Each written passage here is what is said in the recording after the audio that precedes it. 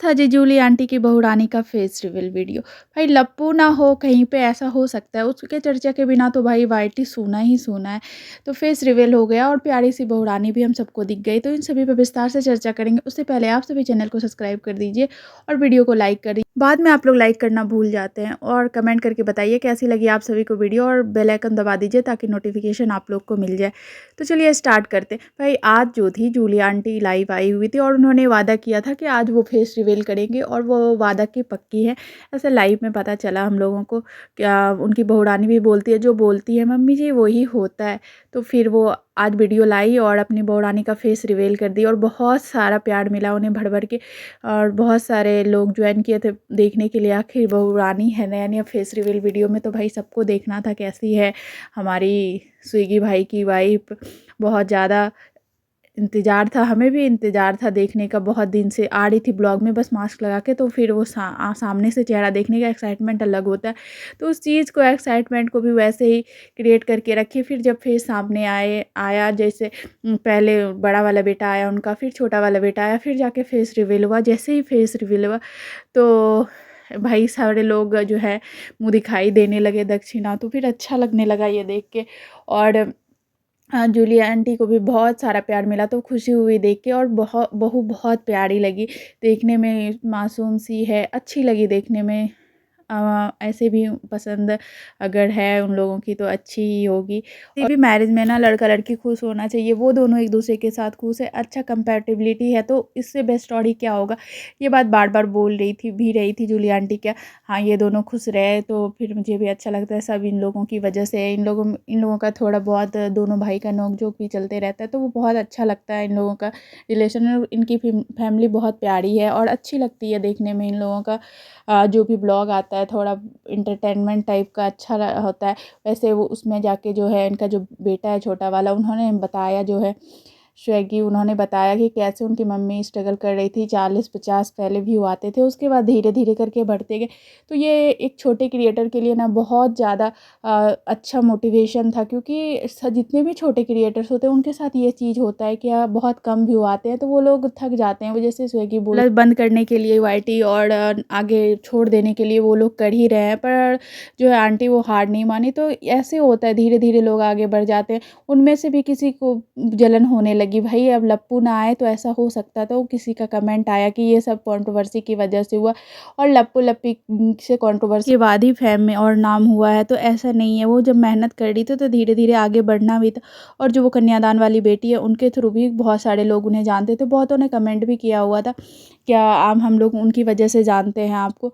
तो ये होता है ना, आप एक दूसरे से मिलते हो या फिर कुछ होता है तभी लोगों का पहचान हो जाता है। तो ज़रूरी नहीं है कि इनको उन्हीं की वजह से पहचान मिले, इनका कुछ तो अपना होगा।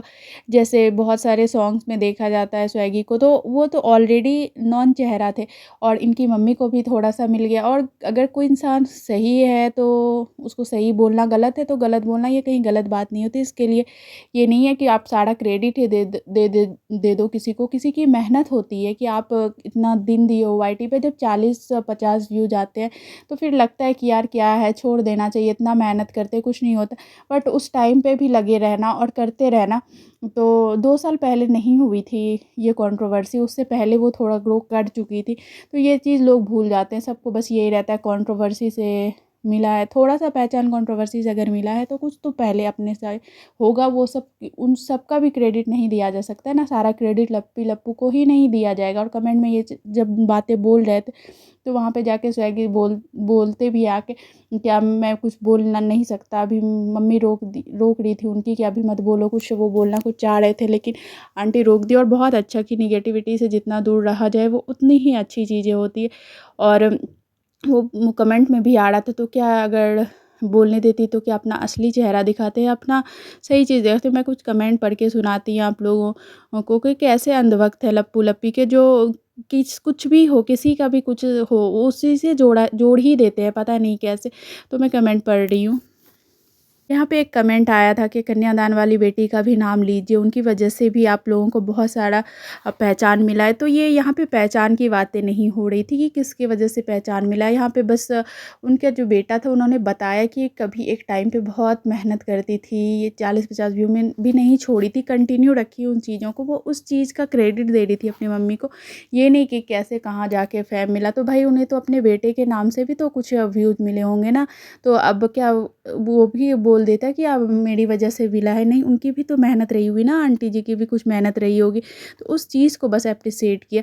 तो उसी पे एक कमेंट आया क्या, जो कमेंट आया था क्या, लप्पू लप्पी की वजह से फ़ेम मिला है। तो स्वैगी ने रिप्लाई किया था कि मैं अभी बोलूँ तुमको तो फिर आंटी रोक देती। तो उसी पे एक और कमेंट आया था, बेशक नहीं बोलने दे रही है आंटी, लेकिन बात यही है कि लप्पू लप्पी की वजह से ही आप लोग आगे बढ़े हो।